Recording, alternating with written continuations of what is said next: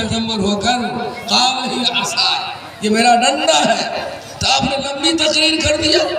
اتوکل علیہ وحش والا غنمی ولی فیہا مارب اخرى، میرا ڈنڈا ہے، پتے کو جھاڑتا ہوں، بکری کو کھلاتا ہوں، ٹیک لگاتا ہوں. اتنی لمبی تقریر کی کوئی ضرورت تھی؟ تو آپ یہی جواب دیں گے جب اللہ کی زیارت وادی مقدس میں ہوئی تو اللہ سے شرف کلامی میں، اہم کلامی میں مزہ آ رہا تھا. اس لیے آپ پیغمبر ہیں حضرت موسیٰ، اور میں حضور صلی اللہ علیہ وسلم کے امت کا ایک عالم ہو کر کے، میں امت ہوں، میں نبی نہیں ہوں، اس لیے آپ سے بھی گفتگو کرنے مجھ کو مزہ آ رہا تھا. بات سمجھ میں آئی؟ آپ سے بھی گفتگو کرنے میں مجھے مزہ آ رہا تھا. میرے بھائی اور دوستو، اس امت کے علماء کا بڑا اونچا مقام ہے. اور ابھی میں نے ایک آیت پڑھی ہے، وہ قرآن سے نسبت ہے، سمجھیے، ہٹ کر کے بات نہیں کر رہے ہیں. اب تھوڑی دیر تقریر کرنا ہے. لیس للانسان ما سعی، یہ قرآن کے 27ویں پارے میں سورہ نجم کی آیت ہے کہ ہر آدمی کو وہی ملے گا جو وہ کوشش کرے. اور لفظی ترجمہ ہے لیس للانسان، یہ کہ نہیں ہے انسان کے لیے الا ما سعی، سعی ماضی کسے گا، مگر جو کوشش کرے گا وہی ہوگا. اپنے سے نماز پڑھے گا، چاہے نفل نماز ہو، چاہے فرض نماز ہو، زکوٰۃ دے گا، خیرات دے گا، صدقہ کرے گا، اپنے سے تب ملے گا، اور دوسرا کرے گا تو نہیں ملے گا. غور فرمائیے، حضرت شاہ رفیع الدین رحمۃ اللہ علیہ دارالعلوم دیوبند کے صدر المدرسین تھے، جیسے ہمارے فقیہ ملت فضل رحمانی کے صدر المدرسین ہیں. رات میں قرآن پڑھ رہے تھے، یہ آیت سامنے آئی، مفہوم یہ سمجھ میں آیا کہ جتنا بھی انسان ثواب ہوتا ہے اپنے باپ دادا کے نام سے ان کو نہیں پہنچتا ہے، آدمی جو اپنے ہاتھ سے کرے گا تب ملے گا. حضرت شاہ رفیع الدین رحمۃ اللہ علیہ دیوبند سے 30 کلومیٹر دور ہے جو ہے گنگوہ شریف. آپ راتوں رات وہاں تشریف لے گئے. دیکھا کہ حضرت شیخ مولانا عبدالرشید گنگوہی رحمۃ اللہ علیہ تہجد کی نماز کے لیے وضو فرما رہے ہیں. سلام کیا، کہا کون ہو؟ کہا کہ میں رفیع الدین ہوں. کہا اتنی رات میں کہاں سے آئے؟ کوئی پروگرام تھا؟ کہا کہ نہیں حضور، ایک آیت جو ہے مجھے آپ تک لائی ہے. آج میرے ذہن میں آئی، اگر قرآن کی ایک آیت کا ترجمہ معنی تفسیر مجھ کو نہیں آیا اور میں دنیا سے منتقل ہو گیا، میں انتقال کر گیا، یہ افسوس لے کر چلاؤں گا کہ ایک آیت کا مفہوم باقی رہ گیا. بات سمجھنا ہے نا؟ ایک آیت کا مفہوم مجھ سے باقی رہ گیا. حضرت نے فرمایا کون سی آیت ہے؟ ٹھہرو بھائی ٹھہرو، رک جاؤ. کہا کہ حضرت قرآن میں ہے لیس للانسان الا ما سعی. ہم یہ سمجھا انسان اپنے سے جو کرے گا اس کو ملے گا، دوسرے کا کیا نہیں ملے گا. تو حضرت نے فرمایا سنو، اس آیت میں صحیح ایمانی مراد ہے، صحیح عملی مراد نہیں ہے. یعنی اپنا ایمان اپنا کام آئے گا، اور عمل اگر دوسرے کے لیے کوئی کر دے گا، نفل نماز پڑھ کر کے یا صدقات دے کر کے، ایصال ثواب دے کر کے، اور مدرسہ اسلامیہ کا ایک دیوار بنا کر کے، تو اس کو قیامت کے میدان میں ملے گا. یہاں صحیح عملی ہے جو آپ سمجھ نہیں پائے. غور فرمائیے، یہ قرآن ہے جس مفہوم کو علماء ربانی سمجھتے ہیں. قرآن میں ہے فَاسْأَلُوا اہل ذکر ان کنتم لا تعلمون، اگر نہیں جانتے ہو. فَاسْأَلُوا صیغہ جمع صیغہ امر ہے تو علماء ربانیین سے پوچھو، فقیہ ملت سے پوچھو، قاضی شریعت سے پوچھو. یہ قرآن کی آیت ہے. چنانچہ میرے بھائی اور دوستو، ایک دوسری آیت قرآن میں غور فرمائیے جو آیا ہے 16ویں پارے میں سورہ کہف میں، کہ حضرت موسیٰ علیہ السلام اور حضرت خضر ایک مقام پر گئے، دونوں بزرگ شہر انطاکیہ میں، اور وہاں کے لوگوں سے بھوکے تھے. ایک نبی تھے، ایک ولی تھے، کھانا طلب کیا. وہاں کے لوگ کیسے بد اخلاق تھے، کھانا نہیں دیا. استطعما تسنیہ کا صیغہ ہے، دونوں بزرگوں نے کھانا طلب کیا. اور آگے آیت آ رہی ہے فَأَبَوْا أَن يُزَغِّفُوهُمَا، ابا یابی کے مناتے انکار کرنا، تو ان لوگوں نے انکار کر دیا. فَأَبَوْا جمع کا صیغہ ہے، سب لوگ انتقیہ میں انتقال کر گئے. ایک زمانہ جب گزر گیا تو حضرت علی رضی اللہ عنہ کے زمانے میں شہر انطاکیہ والے آئے، کہا حضور قرآن سے اس آیت کو نکال دیجئے. کہا کیسے نکالیں گے؟ تغیر ہو گیا سارے مذاہب کی کتابوں میں، تغیر ہو گیا سارے مذاہب کی کتابوں میں، ٹلا شوشہ نہ ہرگز ایک قرآن محمد کا، ایک شوشہ نہیں ٹل سکتا ہے قرآن کا۔ آپ کہتے ہیں کہ کاٹ دیجئے، کہا کہ حضور ارے کاٹا نہیں جائے، یہ فَأَبَوْ جو ہے ابا یابی ابن کے معنی تھا انکار کرنا، آتا یاتی اتیانن کے معنی ہے خوب خوب کھانا کھلانا، تو فَأَبَوْ کے بجائے فَأَتَوْ کر دیجئے، فَأَبَوْ کے بجائے فَأَتَوْ کر دیجئے۔ اب قرآن میں ہو جائے گا فَأَتَوْ أَن يُزَيِّفُوهُمَا، دونوں ہمارے بزرگ نے کھانا طلب کیا، خوب مہمانی نوازی کی گئی، کہا کہ ہرگز نہیں ہو سکتا ہے، قیامت تو آ سکتی ہے مگر قرآن کا ایک شوشہ بھی نہیں کاٹا جا سکتا۔ میرے بھائی اور دوستو، یہ قرآن کے سیاق و سباق ہے، لہذا ضرورت ہے کہ ہم اس بات کو سمجھیں۔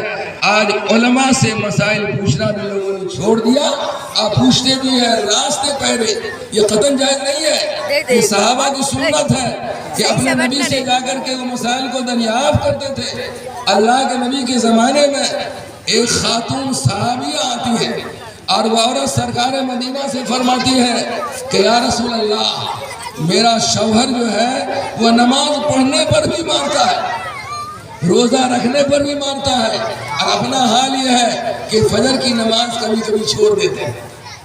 اللہ کے نبی نے بلایا صحابی کو، یہ وہی صحابی تھے کہ ماں عائشہ کے ساتھ جو ہے تہمت کا واقعہ قرآن میں آیا، واقعہ افک جو ہے مجھے وہ بیان نہیں کرنا ہے، تو بلائے گئے جی، وہ صحابی کو بلایا گیا اور وہ صحابی اللہ کے نبی صلی اللہ علیہ وسلم کے بارگاہ میں آئے اور حضور صلی اللہ علیہ وسلم نے پوچھا یہ آپ کی بیوی آئی ہوئی ہے، آپ کی شکایت کر رہی ہے ہمارے دارالقضا میں، کہا کہ اب کہو، کہا کہ یا رسول اللہ یہ میرے شوہر ہیں، یہ رات میں جو ہے مجھے مارتے ہیں، دن میں بھی مجھے مارتے ہیں، نماز پڑھتی ہوں رات میں مارتے ہیں، دن میں روزہ رکھنے پر مارتے ہیں، اپنا حال ہے فجر کی نماز چھوڑ دیتے ہیں۔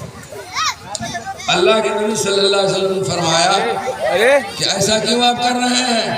کہا کہ حضور میں کھجور کی آب پاشی کرتا ہوں، رات کے آخر حصے میں باری ہوتی ہے، گھر آتا ہوں اور چاہتا ہوں اپنی ہی بیوی کچھ ہنس بول لے، یہ تہجد کی نیت مان لیتی ہے، آج جب دن کا حصہ ہوتا ہے تو سوچتا ہوں رات میں صحیح دنی میں ملاقات کر لوں، تو دن میں نفلی جو ہے روزہ کی نیت کر لیتی ہے، اور میرا حال یہ ہے کہ میں کھجور کی آب پاشی کر کے آتا ہوں، آخری رات میں میری باری آتی ہے، کبھی نیند لگاتی ہے، تو میرے آقا نے پوچھا کیا یہ آپ کی بیوی صحیح کہہ رہی ہے؟ کہا کہ حضور یہ تو صحابیہ ہے، اب ابھی صحابی ہوں، غلط تو بول نہیں سکتی ہے، صحیح کہہ سکتی ہے، لیکن آگے پیچھے کچھ بات ہے، اور بات یہی ہے کہ حضور یہ بیوی ہے، ان سے جب میں ارادہ کرتا ہوں ہنسنے بولنے کا، جھٹ سے تہجد کی نیت، اور دن میں حال یہ ہے روزے کی نیت کر لیتی ہے، اس لیے میں مارتا ہوں، اپنا حال یہ ہے تاخیر ہو جاتی ہے آپ پاشی میں تو فجر کی نماز کبھی چھوٹ جاتی ہے۔ حضور نے فرمایا کہ دیکھو یہ تمہارے شوہر ہیں، بغیر شوہر کی اجازت کے نفلی نماز تہجد نہیں پڑھ سکتی ہے، بغیر شوہر کی اجازت کے نفلی روزہ بھی نہیں رہ سکتی ہے، اور فرمایا جب نیند سے آپ بیدار ہو جائیں فوراً وضو کریں اور نماز پڑھ لیا کریں۔ تو بارگاہ رسالت میں صحابہ مسائل لے کے دریافت کرتے تھے، آج ہم پہنچتے نہیں ہیں اور محسوس کرتے ہیں۔ ابھی جو ہمارے آپ کے سامنے یہ علماء ربانیین ہے یا پیر طریقت ہے، یہ بڑی مصیبت جھیل کر کے علم رسول کو دل میں لیا ہے، اور آپ جس امام کے ماننے والے ہیں امام اعظم ابو حنیفہ رحمۃ اللہ علیہ، وہ اپنے بارے میں فرماتے ہیں کہ لولا سنتان لہلک النعمان، اگر ابو حنیفہ اپنے استاد کی خدمت میں 2 سال نہیں لگاتا تو ہلاک ہو جاتا، برباد ہو جاتا۔ آج ہم اپنے پیر بزرگوں سے جا کر کبھی وظیفہ بھی نہیں لیتے ہیں، اس لیے میرے بھائی اللہ نے وہ مقام امام ابو حنیفہ رحمۃ اللہ علیہ کو عطا فرمایا تھا۔ ایک مرتبہ ان کے استاذ تھے حماد بن سلمہ، استاذ کی بیوی ایک دفعہ آئی اور کہا کہ حضور ارے آپ کے جو استاذ ہیں نا انہوں نے ہم سے کہہ دیا ہے کہ اگر تم مجھ سے کوئی گھر کا سامان مانگے گی نا تو تم پر 3 طلاق ہو جائے۔ دیکھیے غور فرمائیے. تو حضرت نے فرمایا سنو میرا نام مت کھولنا. امام اعظم نے جب حضرت گھر میں آ جائیں اور صبح کی نماز کے لیے اٹھنے لگے اور جب بورا میں آٹا ختم ہو جائے تو ان کے کرتا کے دامن میں خالی بورا کو تم باندھ دینا. چنانچہ ایسے ہی ہوا, خالی بورا کو اہلیہ نے باندھا اور جب حضرت کھسکنے لگے تو بورا بھی چلنے لگا. تو انہوں نے فرمایا حماد بن سلمہ نے, اے ابو حنیفہ تیرے رہتے ہوئے تیرے علم کے مقابلے میں کوئی نہیں پہنچ سکتا. وہی ہمارے علماء وغیرہ ہے. بہرحال اللہ سے دعا کرتے ہیں کہ اللہ تعالیٰ اس مدرسے کو اور روحانیت عطا فرمائے اور کثرت کے ساتھ اور حفاظ کرام جو ہے بنائے جائیں. میرے بھائی بہت دنوں کے بعد یہاں حاضری ہماری ہوئی ہے. اس وقت مدرسہ نظامیہ اشرف المدارس کا میں خادم ہوں اور وہیں پڑھاتا ہوں. آپ میرے لیے بھی دعا کریں, آپ کے لیے ہم بھی دعا کرتے ہیں کہ اللہ تعالیٰ جب بھی آپ حضرات کو دنیا سے اٹھائے تو ایمان پر خاتمہ اٹھائے. اور ایک مسئلہ بیان کر کے یہاں سے گزرتے ہیں. حضرت مولانا محمود حسن دارالعلوم دیوبند نے لکھا ہے فتاوی محمودیہ میں کہ اگر کوئی شخص تین مرتبہ قل اللہ پڑھے تو حضور نے فرمایا, حدیث ہے, ایک ختم قرآن کا ثواب ملتا ہے, ایک ختم کا. اگر وہ بخیلی کر کے اپنے نام سے یا اپنے خاندانی کے نام سے بخش دے تو اتنا ہی پہنچے گا. اتنے بڑے کہ مفتی اعظم حضرت مولانا مفتی محمود حسن دارالعلوم دیوبند نے لکھا ہے اگر پوری دنیا اسلام کے لوگوں کو ایصال ثواب کر دے تو اللہ تعالیٰ سب کے کھاتا میں ایک ایک ختم قرآن عطا فرماتے ہیں. کہیے انشاءاللہ. اس لیے قل اللہ شریف ضرور پڑھا کریں اور درود شریف ہمیشہ پڑھیے. درود شریف کو نہیں چھوڑیے. بھائی بات ختم کریں گے, درود شریف پڑھتے رہیے, بڑے فضائل ہیں. حضرت سید احمد رفاعی رحمت اللہ علیہ کو حضور صلی اللہ علیہ وسلم کی 36 مرتبہ حضوری ہوئی. حضوری کا مطلب کیا ہوا؟ جس طرح ہم آپ گفتگو کر رہے ہیں بیٹھے ہوئے ہیں, آمنے سامنے رسول اللہ صلی اللہ علیہ وسلم کی زیارت ہوئی ہے. تب خواب میں کتنی دفعہ زیارت ہوئی؟ یہی شیخ ہیں جب حضور کے روضہ انور پر گئے ہیں اور کہا جب آقا کے لیے کچھ بنا کر شعر لایا ہے وہاں پڑھے ہیں تو اللہ کے نبی صلی اللہ علیہ وسلم کا ہاتھ باہر ہو گیا.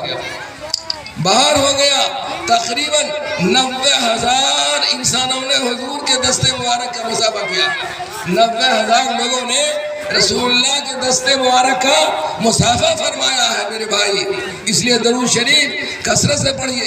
حضرت انس رضی اللہ عنہ بڑے پائے کے صحابی ہیں, ہم تفصیل سے بیان کرنے پر قاصر ہیں. اور فرمایا میرے کملی والے آقا نے, اے انس میری امت کو پیغام پہنچا دینا, اے انس میری امت کو پیغام پہنچا دینا جو روزانہ 1000 درود پڑھے, روزانہ 1000 درود پڑھے. تو آقا نے فرمایا مرنے سے پہلے اپنی جنت کو دنیا میں دیکھ لے گا. کہیے انشاءاللہ. مرنے سے پہلے اپنی جنت دیکھا. کون پڑھے گا؟ ہم ہی آپ نے پڑھیں گے کہ کوئی دوسری امت آئے گی. اس لیے اس کو ضرور پڑھیے میرے بھائی اور دوستو. ہمارے علماء بھی پڑھیں اور عوام حضرات بھی پڑھیں, جہاں تو ہو سکے پڑھیں. آپ فوقانیہ میں یہ کتاب پڑھائی جاتی ہے. کون کتاب ہے؟ قصیدہ بردہ, عربی ادب میں ہے. علامہ بھی پڑھاتے ہیں فضل الرحمانی بھلائی میں. ان کے مصنف کا نام ہے علامہ سعید بوسری رحمت اللہ علیہ.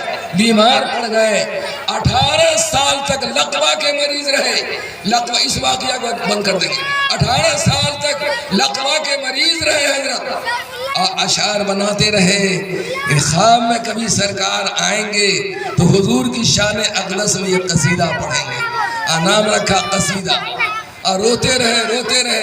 جب قصیدہ مکمل ہو گیا تو میرے آقا خواب میں تشریف لے آئے. جب خواب میں تشریف لے آئے تو آپ نے ان کو سنایا. سننے کے بعد جناب محمد رسول اللہ صلی اللہ علیہ وسلم اشک بار ہو گئے. آقا کملی والے رونے لگے اور آپ نے اپنا بردہ کہتے ہیں چادر کو, آپ نے اس مریض پر, اس علامہ کے بدن پر چادر آپ نے لٹا دیا اور بوجھ ہو گئے.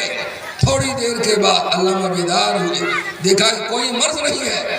آپ جامع مسجد کی طرف چلنے لگے، فجر کی اذان ہو گئی۔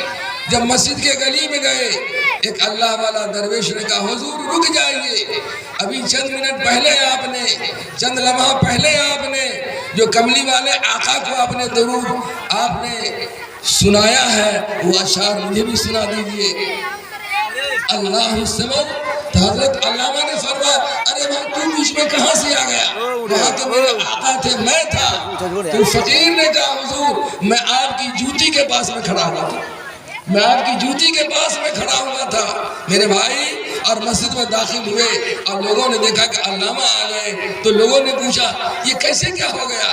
کہا کہ خواب میں حضور آئے تھے اور انہوں نے مجھے میرے بدن پر بردہ رکھ دیا، اور میری کتاب کا نام تھا قصیدہ، تو میں نے بردہ اور قصیدہ سے مرکب کر دیا کتاب کو، اس کتاب کا نام قصیدہ بردہ رکھا، اللہ نے مجھے شفا یابی عطا فرمایا۔